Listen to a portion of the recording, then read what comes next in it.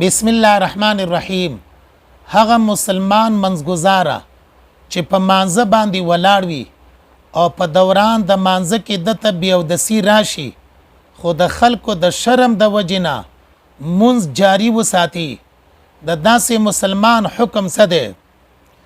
د فقهای کرامو عبارتونه دارنګ دي چې قصدن عمدن بغیر د اوداسه نه منځ ادا کول چې پاغي کې استخفاف د مانزه سپکوالی وي موجب کفر دی، یعنی خطر د دې خبره دی چې سړی پندغه کار باندې کفر ته وګرځيږي.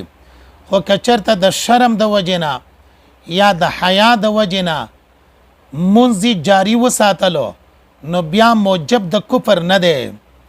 مرقات جلد دویم 1 نمبر صفحه کې لیکلی دی چې کچرته چا بغیر د اوداسه نه منځ جاری ساتلو حیا ان او ریا ان او کسلن چې حیا د شرم د وجنه یا ریاکاری د پاره یا د سستیا د وجنه چې اودس نشول کولای سست وو، نو آیا دغه سړی مستخب بصلات یعنی د مانزه سره سپکاوی کوي او کنه کوي؟